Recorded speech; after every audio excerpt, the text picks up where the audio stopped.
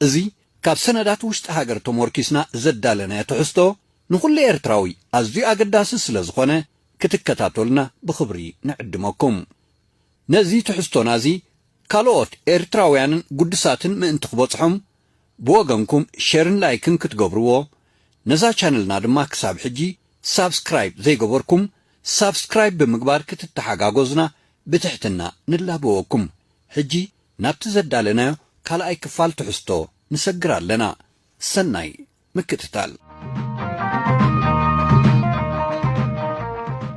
ኢጣልያ ኣብ ቁርደት ከዓርዱ እንከለዉ ወተሃደራት እንግሊዝ ድማ በንጻሮም ካብ ኬሩ ክሳብ ኣፍ ደገ ኣቁርደት በጺሖም ነበሩ።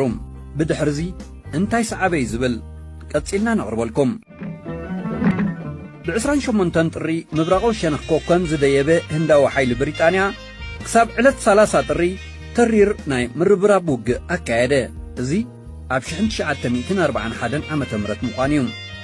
ብ30 ጥሪ ግን ካልእ ሓይሊ እንግሊዝ ኣብ ምብራቕ ብራኸታት ኮከን ምስ ነኸሰ ብታንክታት ዝተሰንያ ተወሰኽቲ ሓይልታት ብመንጎ ኮከንን ለቓታትን ብምትርጋእን ብሰሜናዊ ሸነኽ ሩባ ባርካ ጎቦታትን ኩጀታትን ብምኽላልን ሓለዋ ድሕሪትን ከቢድ ብረትን ጣልያን ደምሰሳ።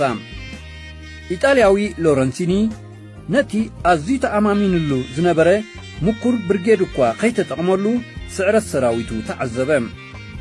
ከም ኩሎም ኣዘዝቲ ኹይናት ኢጣልያ ኣብ ሰሜን ኣፍሪቃ ይኹኑ ኣብ በዓል ኬሩ ብቕልጣፈን ተዓጻጻፍነትን ሰራዊት ብሪጣንያ ፈዘዘ። ሰራዊቱ ድማ 1000 ምሩኻት 43 ከቢድ ብረትን 14 ዝተቓጸላ ታንክታትን ራሕርሑ ሃደመን ተበታተነን። ኣቁርደት ብሓደ ለካቲት 1941 ድማ ተታሕዘት። ጣልያን እናሃደሙ ንቢንቶ እንገር ነፍሪሶም ከብዲ ሩባ ባርካ ፈንጂ ስለ ዝዘርኡሉ ሰራዊት እንግሊዝ 8 ሰዓታት ተደናጐየ። ጣልያን ኣብ ከረን ንኸዓርዱ ግዜ ረኸቡ። ንጽባሐይቱ 2 ለካቲት 1941 ዓመተ ምህረት እታ ብ8000 ወተሃደራትን 32 ከቢድ ብረትን ትሕሎ ዝነበረት ባረንቱውን ናብ ብሪጣንያ ወደቐት። ወተሃደራታ ተበታቲኖምን ምስቶም ካብ ኦም ሓጀርን ወልቃይትን ዝሃደሙ ተጸምቢሮምን መገዲ ዓረዛ ሒዞም ዓዲ ወግሪ ወይ ብበዓል ወልቃይት መገዲ ዓድዋ ተራእዩ። ኣብ ውሽጢ 2 ቀነ ጥራይ ኢጣልያ 6000 ወተሃደራት 26 ታንክታትን 400 መካይንን ከሰረት። ካብዞም 6000 ወተሃደራት ቶም ዝበዝሑ ኢዶም ዝሃቡ ኤርትራውያን ነበሩ።